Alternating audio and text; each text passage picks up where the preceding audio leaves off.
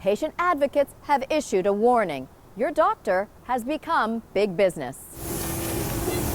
People like 35-year-old Jennifer Schroeder are already feeling the effects. I felt a little misled. I made an appointment to see an ENT for something that was kind of chronic that I really felt I needed a good physician. So I did my research and I found a physician to see locally and made an appointment, and about 2 hours prior to my appointment I got a call from the office stating that my appointment with blank blank PA. These days, it's fairly common for a physician's assistant to examine a patient rather than the doctor, according to patient advocacy group statistics. Dr. Radha Mikulaneni says she's seeing it in her own field of dermatology.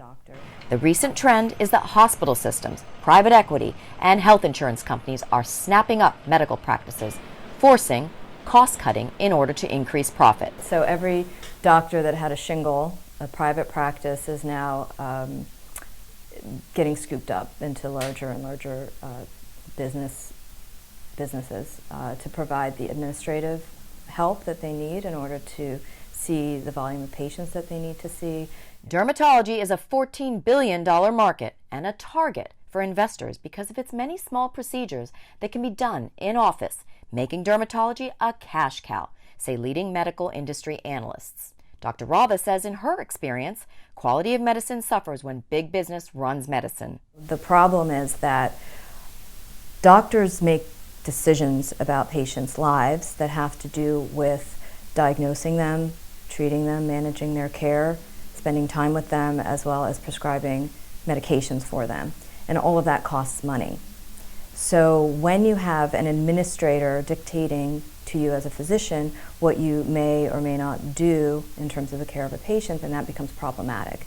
Private equity's profit motive focuses on cost-cutting by replacing doctors with PAs or nurse practitioners who command a lower salary. For instance, if you have a nurse practitioner that hasn't had the same type of training as a board-certified dermatologist, then they may see a patient for a skin exam.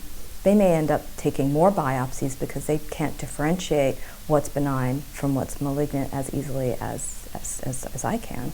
But private equity investor John Castle argues that the backlash isn't accurate across the board. In the case of many private equity firms, they're focused on building and growing enterprises, developing them, making them bigger and stronger. Now, if you're a doctor and you're interested in selling as a doctor, you don't have to sell to the first private equity firm that shows up. You have the ability to negotiate with selecting a firm that wants to practice medicine the way you want to practice medicine.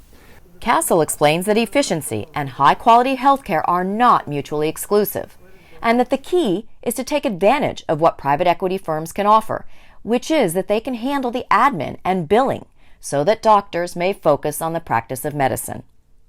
In Midtown, I'm Rupa DeConti.